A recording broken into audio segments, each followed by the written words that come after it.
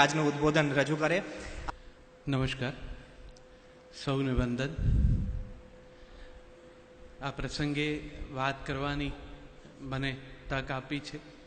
વિષય બહુ સરસ આજનો શાશ્વત જે સંગાત છે. સંગાત શબ્દ જ મને બહુ ગમતો શબ્દ છે. મારા એક ગીતની પંક્તિ છે બાપુ, એમાં મેં એનો ઉપયોગ કર્યો છે આ સંગાતનો. સંગાથે સુખ શોધીએ, રચીએ હે હુફાળો માળો. દાંપત્યનું બીજું નામ સંગાથ.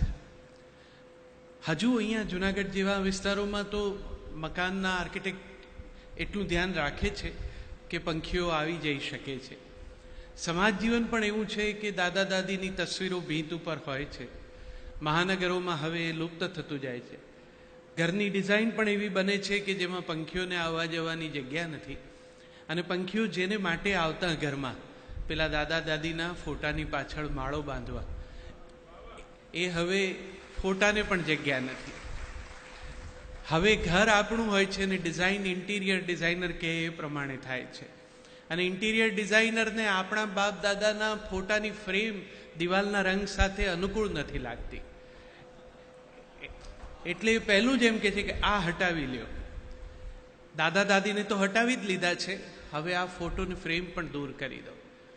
અસલ તો એ ફોટાની પાછળ ચકાચકી માળો બાંધતા, એ જોવાનું હવે નવી પેઢીને મળ્યું નથી. અને એટલે જ એ સંબંધનો અર્થ સમજતા નથી. જેમણે ચકાચકીને માળો બાંધતા જોયા છે એમને ખબર હશે કે બંને ઉડે છે. બંને ઉડી ઉડીને તણખલા લાવે છે. ચકાને ચકીના માળામાં બેઉની પસંદગીના તણખલા હોય છે, કોઈ એકના આગ્રહના તણખલા નથી હોતા. એટલે એમનો માળો લાંબો ટકે છે. એમને વાસ્તુ પૂજન ને ગ્રહ શાંતિ ને ગૃહ શાંતિની જરૂર નથી પડતી. આપણને વારંવાર પડે છે. બધું જ કરાવ્યું હોય છે તો પણ કેટલા બધા પ્રશ્નો નડે છે. આપણને સમજાતું નથી કે આ શું નડે છે. ભિખુદાનભાઈ બહુ સુંદર કીધું, આંટી મૂકી દેવી જોઈએ. બેઉ જણા આંટી મૂકી દે તો આ થાય. આપણી પહેલી જ બાળ વાર્તા એ રીતે મહત્વની હતી. આપ સૌએ એ વાર્તાથી જ બાળપણ શરૂ કર્યું છે, વાર્તા સાંભળવાનું પણ શરૂ કર્યું છે.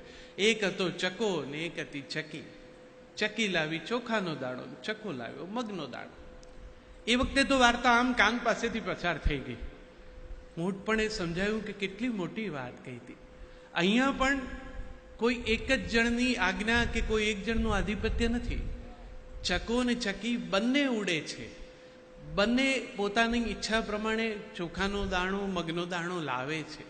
એમના ઘરમાં જે ખીચડી બની છે એમાં બંનેની પસંદગી છે. બંને લાવેલા ચોખાનો મગનો દાણો છે. અને સૌથી સુપાચ છે એવી ખીચડી જ બનાવી છે એ લોકોએ, કે જેથી પચાવવાની પણ અઘરી ન પડે. પણ જેવું બેમાંથી એકને એટલે કે ચકાને ઈચ્છા થઈ કે હું એકલો આ ખાઈ જાઉં, એટલે કાળિયો કૂતરો પ્રવેશે છે. જિંદગીમાં બંનેની પસંદગીનો આદર, વ્યક્તિત્વ અને અસ્તિત્વ બંને, આ બંનેના પતિ પત્નીના અલગ અલગ જ હોય છે. એનો આદર કરતા શીખવું પડશે. આપણું બહુ સરળતાથી પાનના ગલ્લે પિચકારી મારી દેવાય એવી રીતે બોલાતું વાક્ય છે આઈ લવ યુ. આમ જુઓ તો મંત્ર વાક્ય છે. પૂરી પ્રતિબદ્ધતાથી બોલવું હોય તો કદાચ જીવન ટૂંકું પડે. અંગ્રેજી વાક્ય રચના છે, એમાં પ્રથમ આઈ છે. કહેવું તો એ છે કે હું તમને ચાહું છું, ઓળઘોળ છું જેના ઉપર, એને કહેવું છે. પણ છતાં પેલો આઈ તો પહેલો જ આવે છે ને કેપિટલ જ આવે છે. હું ઓગાળવો સહેલો નથી. જેને ચાહો છો એ તો યુ છે, વાક્યમાં સૌથી છેલ્લે છે. તો પણ આ આઈ અને યુની વચ્ચે લવ છે. આ લવ એ સેતુ છે અને એ જ જીવનનો હેતુ છે. તો આ વાક્ય મંત્ર વાક્ય બને છે અને તો એ બોલવા માટે પ્રતિબદ્ધતા જોઈએ. દાંપત્યની જે આખી પ્રક્રિયા લગ્નની વિધિ છે એમાં 7મી પ્રતિજ્ઞા આપ સૌ જાણો જ છો. સખે સપ્તપદી ભવ એમ કહ્યું છે. 7 પગલાં સાથે ચાલીને આપણે એકમેકના મિત્ર થયા. આ ભારતીય પરંપરા છે. આ પશ્ચિમની સમજ તો હવે આપણને ઉધારની મળી એટલે આપણે રાજીપો કરીએ છીએ. પણ આ દેશે પણ ક્યાંય એવું નથી કીધું કે તમે મારા ધણી છો, તમે મારા નાથ છો. આવો કોઈ ભાવ જ નથી. દાંપત્યનું પરમ શિખર સખ્ય છે, એને માટે જ બે જણ ભેગા થાય છે. હવે તો લગ્ન થઈ આટલા વર્ષો વીતી ગયા હોય એટલે ઘણું બધું યાદ નહીં હોય, પણ માંડવામાં એકબીજાને જે જમાડ્યું હશે એ છેલ્લી વાર જમાડ્યું હશે. હવે તો હાથમાં બિચારા મહેંદી મૂકે છે બેન, તો પણ ભાઈ તૈયાર નથી હોતા એ નિમિત્તે પણ કોળીઓ ભરાવવા માટે. પણ એમાં પણ જે લાડો લાડી જમે રે કંસાર, સંસાર કેવો મીઠો લાગે રે, એમાં પણ પતિ પહેલો કોળીઓ ભરાવે છે.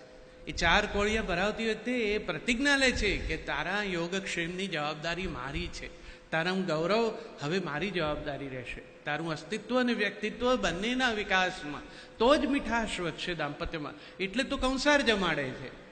પણ એ જમાડે છે ને એ દરમિયાન જે મંત્રો છે એ ભારતીય ચિંતન પરંપરા દાંપત્યનો શું સાચો અર્થ છે એને ખોલે છે. એ પ્રથમ કોળિયો પ્રાણ સાથે પ્રાણના મિલનનો છે, બીજો કોળિયો મજ્જા સાથે મજ્જાના, ત્રીજે કોળીએ અસ્થિ સાથે અસ્થિ, અને ચોથા કોળીએ ત્વચા સાથે ત્વચા. આપણી ભારતીય પરંપરા 2 જણનું મળવું, એમાં પ્રાણ સાથે પ્રાણનું મળવું મહત્વનું ગણે છે. ત્વચા તો બહુ સુપરફ્લુઅસ છે, છેલ્લે આવે છે. મળવાનું પ્રાણ સાથે પ્રાણ માટે છે, ત્વચા સાથે ત્વચા તો આનુષંગિક છે, એ તો એમાંથી બાય પ્રોડક્ટ તરીકે થતી ઘટના છે. 2 જણાના પ્રાણ એકમેકની સાથે મળવા જોઈએ, એનું નામ દાંપત્ય છે. દાંપત્ય પ્રકૃતિમાં ચારે બાજુ આપણને કેવો અદ્ભુત સંદેશો આપે છે. તમે જુઓ, જેટલા અદ્ભુત રીતે જોડાય